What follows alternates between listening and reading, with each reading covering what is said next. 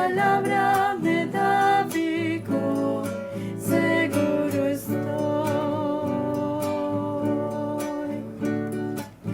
Mi pensamiento eres tú, Señor, mi pensamiento eres tú, Señor, mi pensamiento eres tú, Señor, mi pensamiento eres tú, Señor, porque tú eres mi buen pastor, me alimentas con tu amor y tu palabra me da vigor, seguro estoy,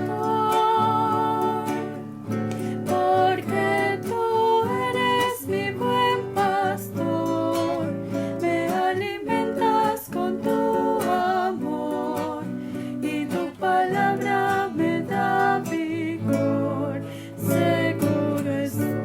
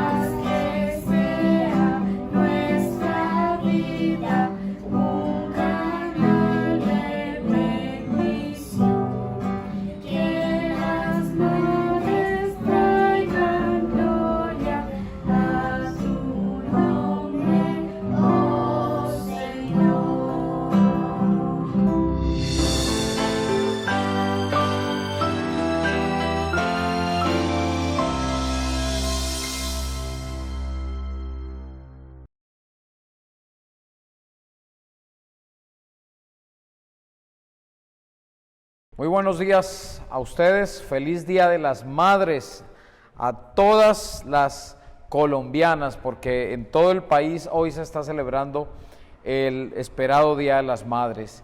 Gracias damos al Señor por todas las mujeres que tenemos incluso las que están esperando, las que están desde hace algunos meses en embarazo, ya son madres, las que repiten, las que tienen 5, 10, incluso las que han perdido a sus hijos, siguen siendo madres. Feliz día para todas ustedes.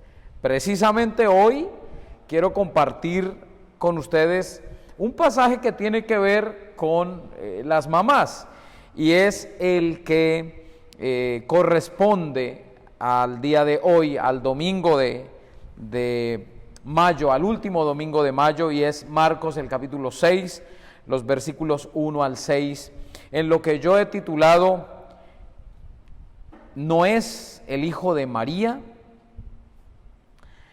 Vamos a leer.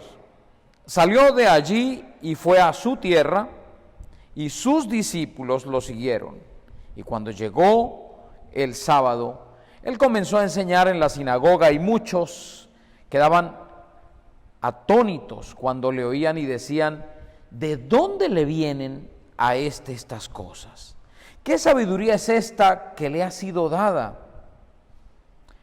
¿Cuántas obras poderosas son hechas por sus manos? ¿No es este el carpintero, el hijo de María, y hermano de Jacobo, de José, de Judas, de Simón? ¿No están también sus hermanas aquí con nosotros? Se escandalizaban de él, pero Jesús les decía: no hay profeta sin honra, sino en su propia tierra, entre sus familiares y en su casa.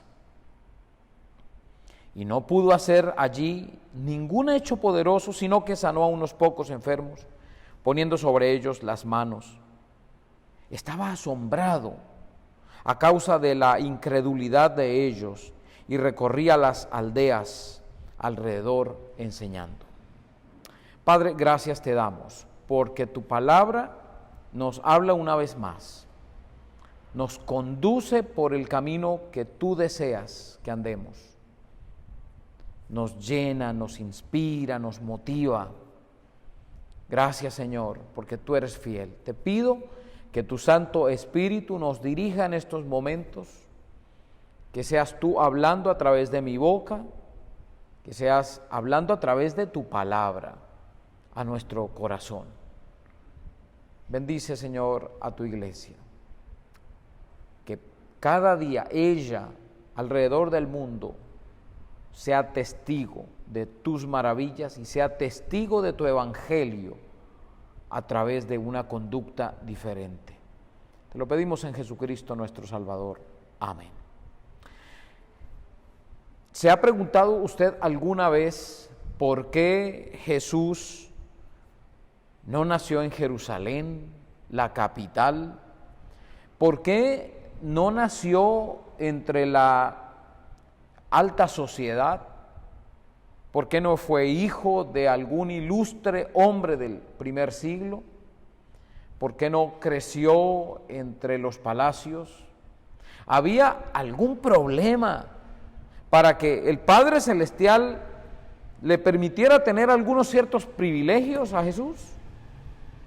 De hecho, este pasaje es un pasaje precioso porque nos habla de una inclusión, un sándwich, como hemos llamado. Aquí hay otro también. Aquí hay varias cosas que son muy especiales con relación a la forma en que Marcos escribe el Evangelio. Al comienzo hay algunos que están asombrados. Versículo 2. Estaban asombrados con su enseñanza. Estaban asombrados con las obras poderosas que hacía a través de sus manos. Y al final hay un asombro también, pero no es de las personas, es Jesús el que estaba asombrado. Versículo 6, estaba asombrado a causa de la incredulidad de ellos. Hay un asombro por las obras poderosas que hace Jesús y por la enseñanza de Jesús, y al final hay un asombro, pero esta vez de Jesús, por la falta de fe de ellos, por la incredulidad de su gente. Y en el centro hay una serie de preguntas. Una de ellas es: ¿no es este el hijo de María? Y una serie de preguntas que tienen que ver con el lugar de origen o el lugar de formación, la escuela de formación, ¿de dónde? ¿Dónde estudió? Tiene que ver con la familia, ¿no es este el hijo de María? Pero tiene que ver también con el oficio que hacía Jesús. Y todo esto está envuelto en algo cercano, que está en segunda persona del singular. Versículo 1, saliendo de allí fue a su tierra y sus discípulos lo siguieron. Versículo 4, pero Jesús les decía, no hay profeta sin honra, sino en su propia tierra, entre sus familiares y en su casa. Y ahí es donde está una vez más la ironía del evangelista. Jesús está entre los suyos, en su tierra, con sus discípulos, en su casa, entre los suyos, pero es rechazado. Lo han visto, lo conocen y conocen a su familia. Y en lugar de esto ser una oportunidad preciosa para que los que están más cerca de él lo conozcan y crean en él, se convierte en una piedra de tropiezo, su cercanía. El hecho de que están tan acostumbrados a verlo crecer, están tan acostumbrados a verlo en las tierras, trabajar en su oficio, que no creen que sea el Mesías. Y María está allí como un referente. No es este el hijo de María, pero no se convierte esto en un halago para ella ni para él, sino en una forma despectiva de referirse a él. Ya Marcos nos había dicho en el capítulo 3 que María y sus hermanos fueron a buscarlos, lo mandaron llamar, pero él comenta, ¿quién es mi madre y quiénes son mis hermanos? Sino los que hacen la voluntad del Padre. Y el contexto de este pasaje, del capítulo 3, es que los suyos, los cercanos a él, tal vez sus hermanos o primos o familiares, sus parientes, estaban pensando que estaba loco. Es decir, los cercanos, sus hermanos, sus parientes cercanos a él, en lugar de promoverlo, en lugar de motivarlo, de protegerlo, le acusan. Y a eso el Señor Jesús responde, ¿quiénes son mi madre y mis hermanos?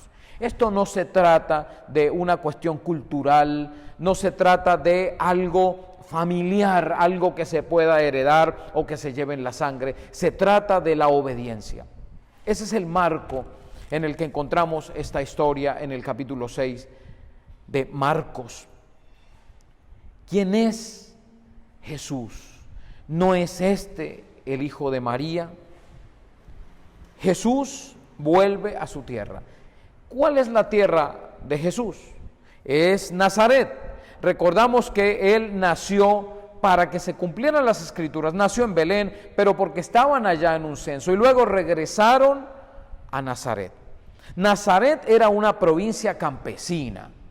Nazaret no era la gran ciudad. La ciudad grande, más cercana, era Capernaum, pero Jesús no creció en Capernaum. Y otra vez la pregunta, no sé si se la han hecho alguna vez, ¿por qué Jesús no creció ni siquiera en Capernaum, donde había algunos escribas, algunos maestros de importancia, donde podía él formarse? ¿Habría algún problema si Jesús hubiera nacido en una familia de clase media alta? Porque en ese tiempo la gente sí se preocupaba, como ahora, de su estabilidad económica. No estamos hablando de algo que fuera irrelevante para una familia judía del primer siglo.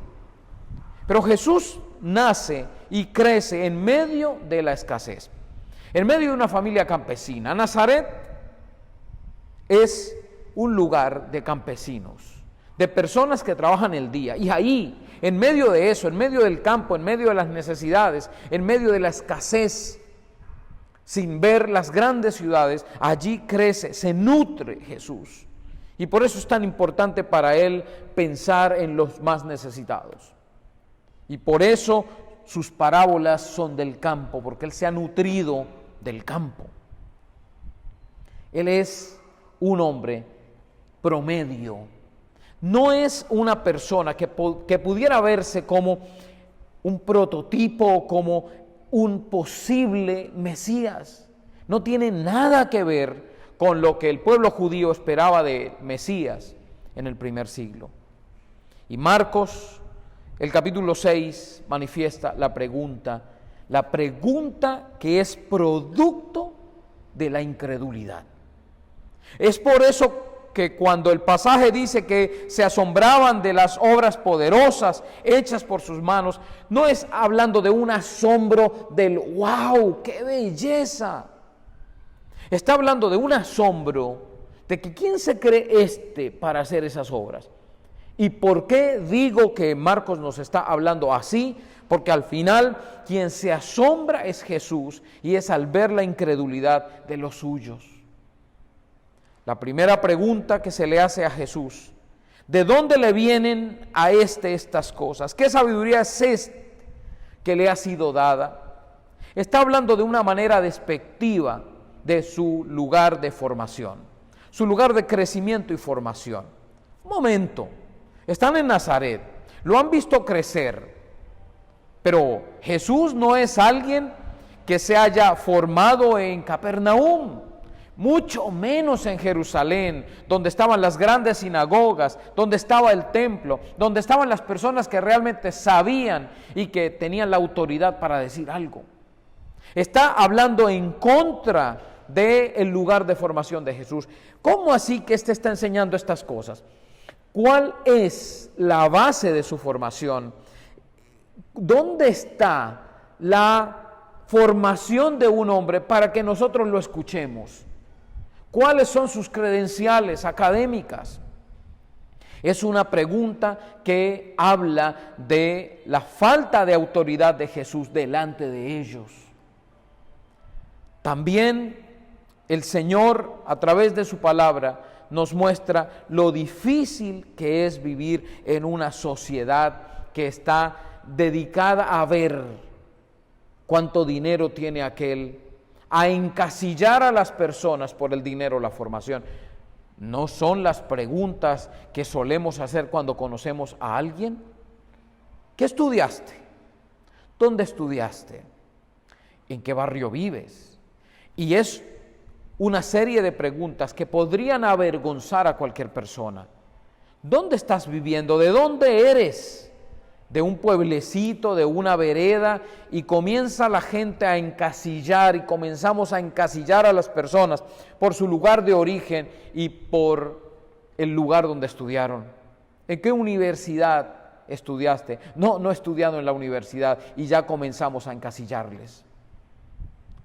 Y es el hábito de personas que no han tenido un encuentro con el Señor y ven al otro a los ojos como el prójimo, sino que hay esos estratos sociales, los tenemos tan metidos acá, esa distinción social la tenemos metida tan acá, y no es del Evangelio.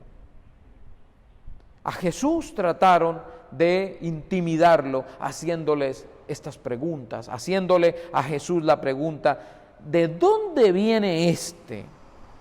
¿De dónde le vienen estas cosas? ¿Cuál es esta sabiduría que le ha sido dada? Es decir, ¿cuál es su lugar de origen? ¿Cuál es su lugar de formación? ¿En cuál universidad estudió? ¿Bajo los pies de quién estudió? ¿A los pies de quién estudió Jesús?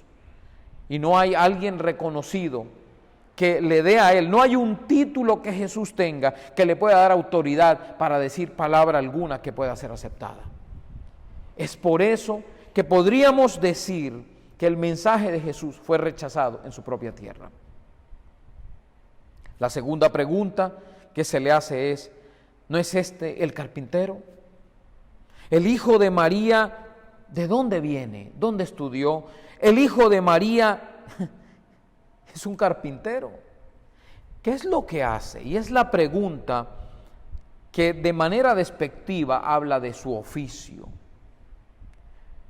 De hecho, todos sabemos que la palabra tectón, de la que se traduce como carpintero, no necesariamente es carpintero. Podría ser también albañil o podría ser alguien que se dedique a las artesanías. Podría ser un carpintero, podría ser un artesano o podría ser un albañil. Cualquiera de las tres. Tectón significa cualquiera de esas tres. Pero la cultura y siempre se ha dicho a través de la tradición que fue un carpintero que trabajaba la madera. No tenemos problema con eso. Si Jesús fue un albañil, pues fue un albañil, y eso no cambia en nada su contenido, su enseñanza, ni su mensaje, ni su vida. Pudo ser también un artesano o pudo ser un carpintero que trabajaba la madera. Quédese con lo que usted quiera, no hay problema, eso no es relevante. Lo que sí es relevante es quién es el que está enseñando tales cosas. Por favor, no estamos hablando de un escriba, ni un hijo de un escriba. Estamos hablando de alguien que se dedica a trabajar día a día con sus manos. Lo que hoy podría ser el que sale a trabajar para ganar su diario, que no tiene un salario fijo, que no tiene ingresos fijos, sino que depende de su trabajo día a día. Ese era Jesús y esa era la familia de Jesús. ¿Quién es este que está enseñando? A ver, el hijo de María, ¿quién es? ¿Es el que se formó en cuál universidad? No. ¿Quién es el hijo de María? ¿El hijo de María es un escriba? No. El hijo de María es un carpintero, o un artesano, o un albañil. No puede estar enseñando, no puede estar haciendo este tipo de obras.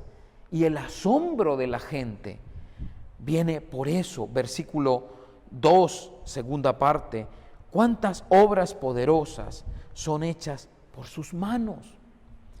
Y en esta parte, como lo hemos dicho algunas veces, para Marcos, las manos, el toque de las manos es importante. En los capítulos 5 al 7, el que Jesús toque con sus manos el pan o a las personas, utiliza Jesús sus manos. El carpintero o el artesano que se dedica a construir o se dedica a tallar, el que ha hecho con sus manos cosas para la gente común, ahora con sus manos está haciendo algo completamente distinto a su formación, completamente distinto a su oficio. Está usando las manos, pero ya no para sobrevivir, sino para dar vida a los otros.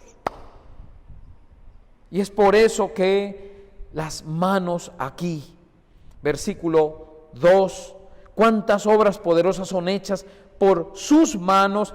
Para Marcos es importante esto. Y el versículo 5, y no pudo hacer allí hechos poderosos, sino que sanó a unos pocos enfermos, poniendo sobre ellos las manos.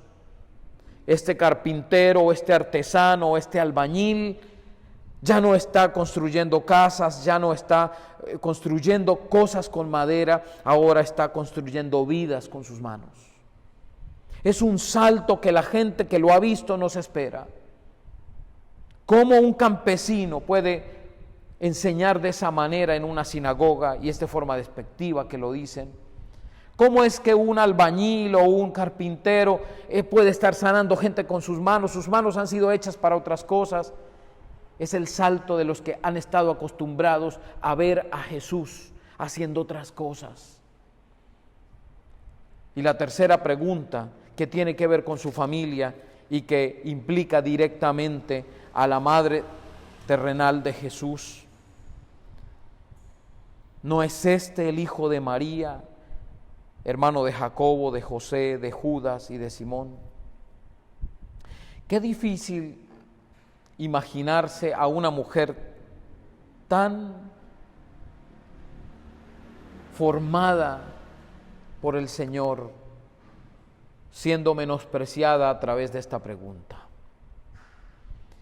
Es la pregunta que menosprecia a María como mamá, que menosprecia a sus hermanos, a los hermanos de Jesús, que posiblemente eran albañiles o carpinteros o artesanos, lo que quiera que signifique tectón.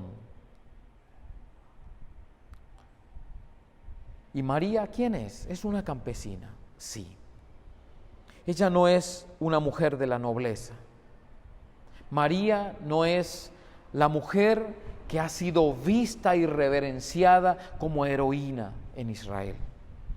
Es una campesina insignificante que ha tenido un hijo que ante la sociedad o ante su pueblo, en su región, ha tenido un hijo que va a salir igual que su papá, un carpintero o un artesano o un albañil insignificante. Nadie puede ver que María ha sido llena de gracia y ha sido protegida y escogida por el Señor para traer al mundo al Redentor, para traer al mundo al Mesías. Y es la pregunta que ninguna mamá quisiera escuchar. ¿Quién se cree que es? Si su mamá es esa campesina, esa mujer que no tiene un título universitario, esa mujer que no es de familia académica, esa mujer que ni siquiera es de la nobleza, es una mujer del común. Todos ven eso y es el peligro de ver lo que el Señor no ve. Recordamos por un momento la historia de David cuando fue escogido, el padre del que vendría a ser el Mesías, el rey de Israel. David, cuando fue escogido como rey, Samuel el profeta fue y buscó a su papá, a Isaí, y cuando vio al mayor tan fornido, dijo, verdaderamente este es el escogido del Señor. Y el Señor le dice, no mire su apariencia. Y ni siquiera Isaí tenía en su mente que David podría ser el rey de Israel porque estaba por allá. Llamó a sus hijos, a los que para él podrían ser rey, y le pregunta a Samuel, ¿falta alguien? ¿Falta alguno de tus hijos? Sí, falta uno, pero está por allá cuidando el ganado. Bueno, tráemelo. Y ese era el escogido del Señor, porque el Señor no mira la apariencia. Qué difícil es entender este mensaje hoy, cuando vemos a las personas por su apariencia, por su procedencia, por su familia. ¿De qué familia eres? ¿Cuán distinguido eres? ¿Y cuánto le cuesta a una madre de familia que menosprecien a su hijo por el lugar de su procedencia, o porque no ha podido estudiar, o porque solo es un albañil o un carpintero o alguien que vive el día a día? Y qué difícil es cuando el pueblo del Señor comienza a menospreciar a las personas por cosas que para el Señor no son importantes. El hijo de María, el hijo de la campesina, esa persona a quien están menospreciando, de quien se escandalizan, de quien se asombran de manera despectiva, es el Salvador del mundo, y lo tienen enfrente allí y lo están menospreciando. Su propia tierra, sus familiares y su casa. Para ellos no hay profeta que tenga honra si es de ahí. No hay profeta sin honra, sino en su propia tierra, entre sus familiares y en su casa. Y Jesús se asombra porque no creen viendo y escuchando lo que ven y lo que escuchan. ¿Será que se sigue Jesús asombrando? Aquí hay un versículo que han tomado muchos para decir que Dios necesita nuestra fe para poder hacer señales. Esto no es lo que está diciendo Marcos. Marcos pareciera dar a entender eso cuando dice, versículo 5, y no pudo hacer allí ningún hecho poderoso, sino que sanó a unos pocos enfermos poniendo sobre ellos las manos. y estaba asombrado a causa de la incredulidad de ellos. Cuando vemos a Jesús en otros lugares, en otras regiones, hay una multitud que se acerca. Cuando vemos a Jesús en los capítulos que preceden a este, Jesús no puede entrar ni salir de la ciudad porque todos lo buscan. Incluso los que no son israelitas lo buscan. Quieren, aunque sea, acercarse y mirarlo, pero en su propia tierra nadie lo busca. Ahora, si nadie está allí presente, si nadie quiere escuchar sus palabras, si hay un corazón endurecido que no quiere escuchar, que no le interesa ver, ¿dónde Jesús puede si ni siquiera hay quien lo vea? No tiene interés su ministerio. Le han dado la espalda a Jesús porque no creen que pueda ser Él el Mesías. De hecho, Marcos muchas veces muestra a Jesús haciendo cosas incluso en medio de la incredulidad de las personas.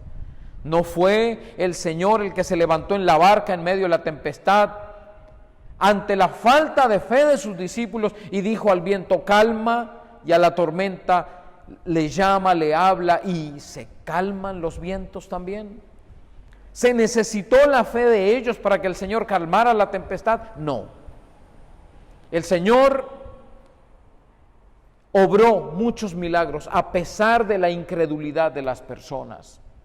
No fue el mismo Señor que multiplicó los panes y los peces a más de 5,000 personas y no creían en Él, Juan capítulo 6, y muchos se fueron. ¿Dónde está entonces la fe que activa el poder del Señor? No, no es la fe. Lo que está mostrando el pasaje es que no pudo hacer muchos milagros porque nadie lo buscaba, porque nadie creía en Él, porque nadie esperaba algo de Jesús. No podían creer que este carpintero, o que este artesano, o que este albañil, que no había estudiado en Capernaum, mucho menos en Jerusalén, hijo de una campesina, hermano de campesinos, pudiera ser alguien.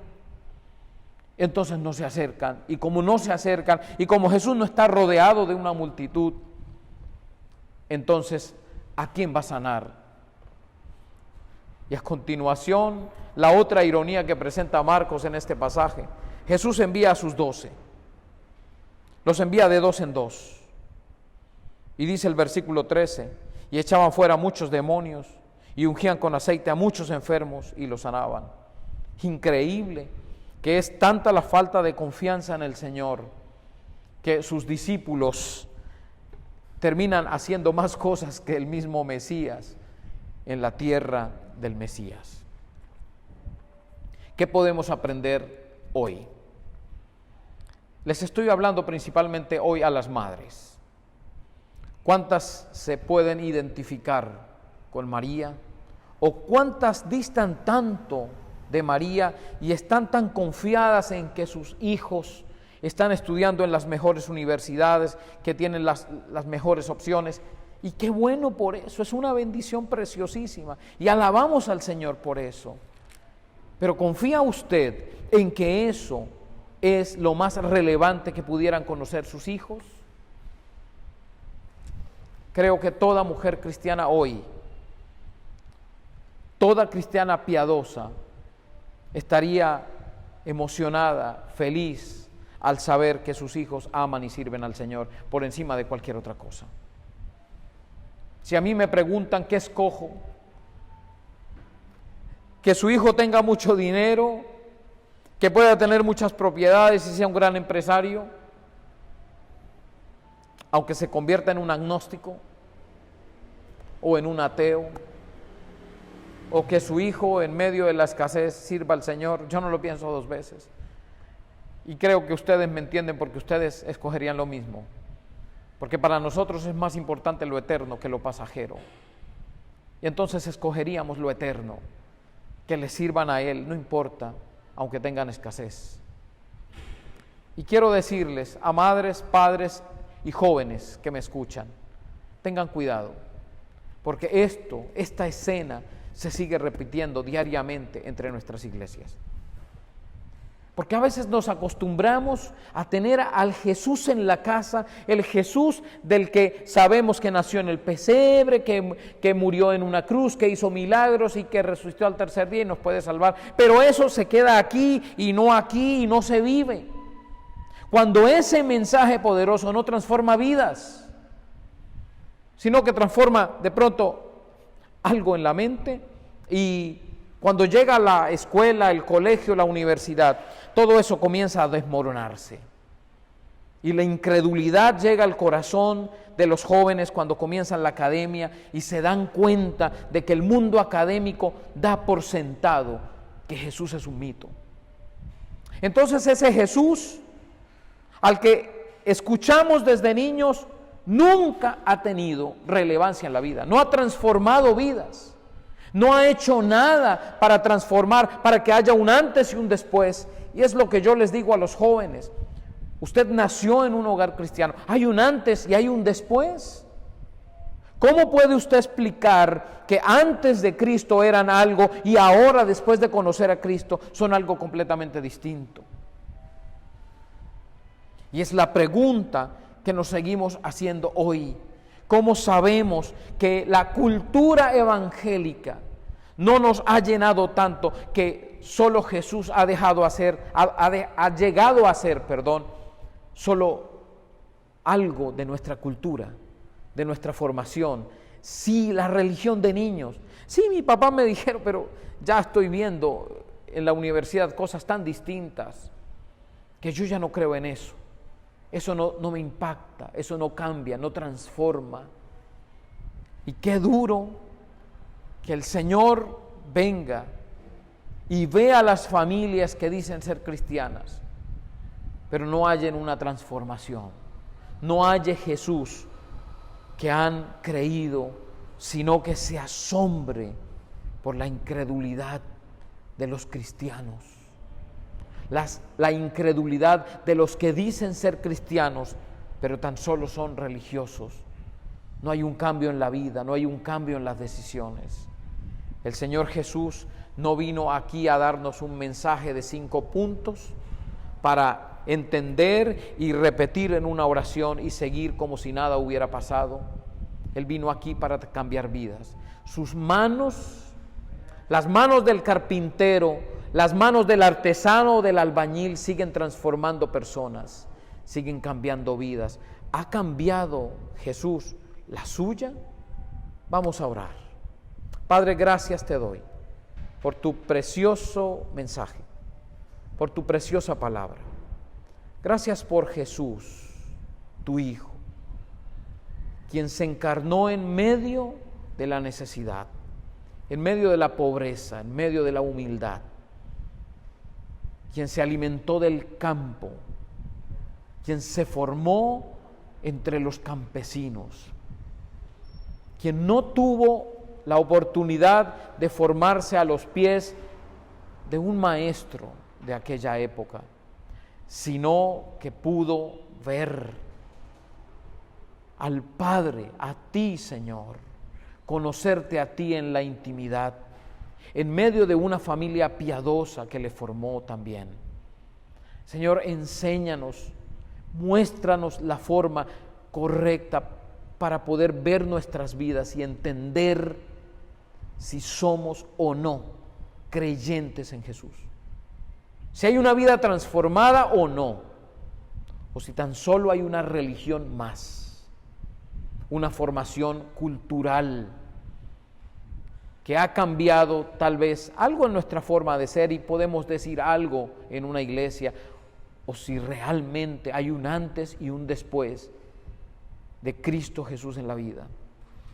Padre de los cielos, guárdanos, guíanos, bendícenos y bendice a cada madre que te está pidiendo en estos momentos por sus hijos. ¿Qué más quieren ellas, madres piadosas, que sus hijos crean de todo corazón en Jesús? Que vivan siguiendo a Jesús y que no dejen llevarse por la cultura y por una sociedad cada vez más materializada. Bendícenos, Padre Celestial. Te lo pedimos en Jesucristo, nuestro Señor y Salvador. Amén y amén.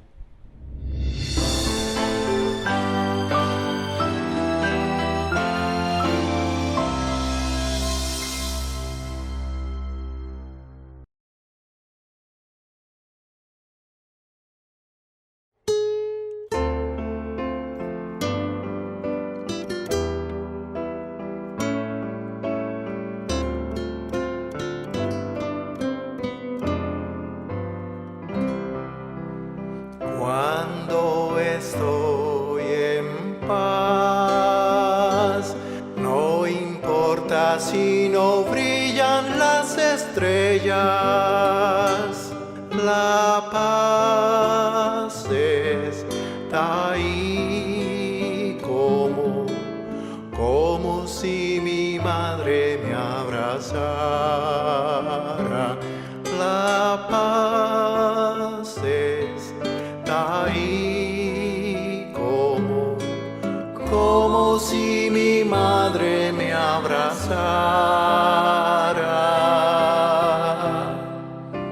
Cuando estoy en guerra, porque la vida es dura, recuerdo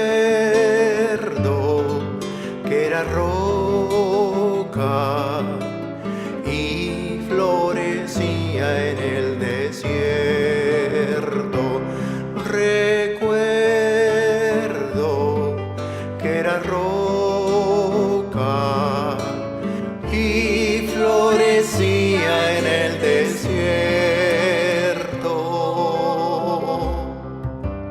Débil cantó esa mañana, débil fue su oración, pero tú la escuchaste y voló a su mansión. Débil cantó esa mañana, débil fue su oración. Señor, tú la escuchaste y voló a su mansión.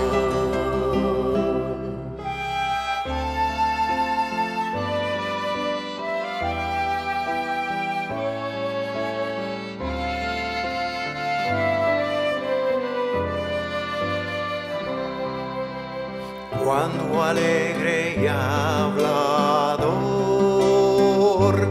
escucho el corazón agradecido, ella cantaba en las tormentas, siempre estuvo ahí para sus hijos. Ella cantaba en las tormentas, siempre estuvo ahí para sus hijos. Cuando callado estoy, mirando los abismos de mi alma, por mí se arrodillaba, pidiendo esa paz tan anhelada. Por mí ella oraba, pidiendo la paz para mi alma.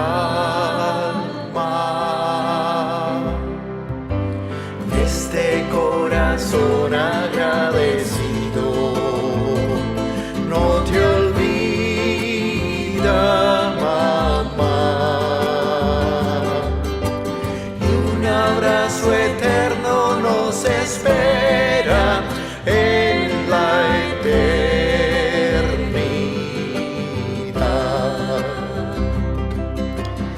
Este corazón agradecido no te olvida, mamá, y un abrazo eterno nos espera en la eternidad.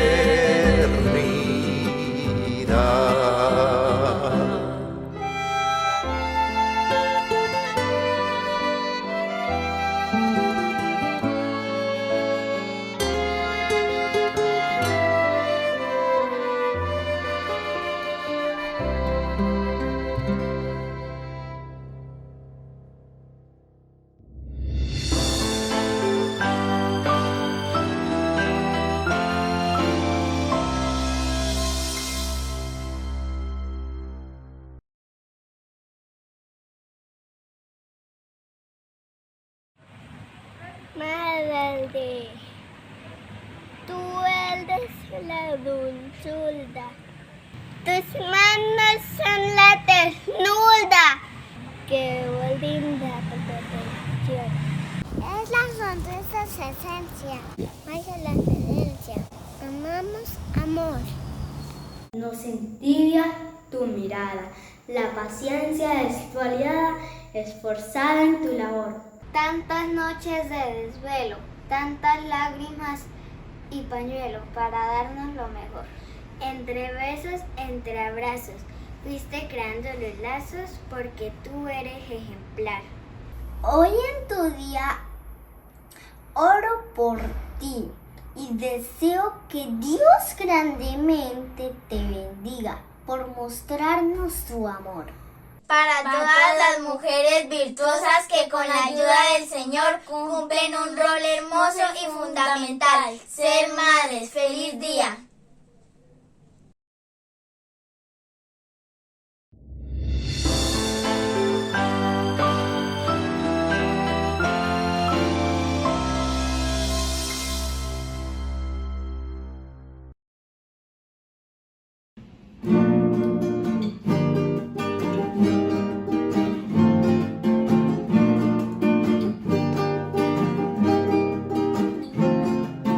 Dicen que son pocas y me consta, son pocas las que son como tú, guerrera, genuina y verdadera, amante de lo bueno eres mamá, siempre tan atenta de tu casa, hermosa y temerosa de Dios.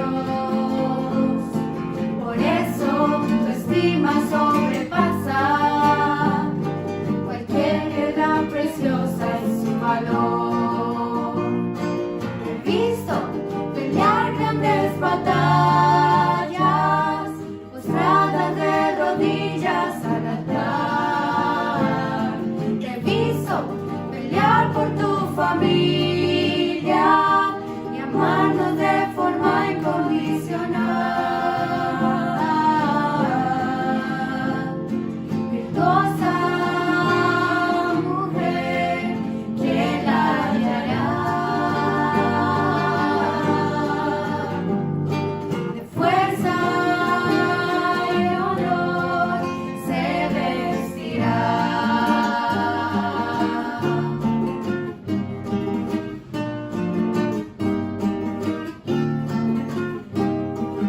Dicen que son pocas y me consta, son pocas las que son como tú, guerrera, genuina, verdadera, amante de lo bueno eres mamá, siempre tan atenta de tu casa, hermosa y temerosa de Dios. Por eso tu estima sobrepasa cualquier piedra preciosa y su valor. Te he visto pelear grandes batallas, postrada de rodillas al altar. Te he visto pelear por tu familia y amarnos de forma incondicional. Virtuosa mujer, ¿quién la hallará? De fuerza y honor se vestirá. Hermosa mujer, ¿quién la hallará? De fuerza y honor se vestirá. Virtuosa mujer, ¿quién la hallará? Tesoro de Dios, eres mamá.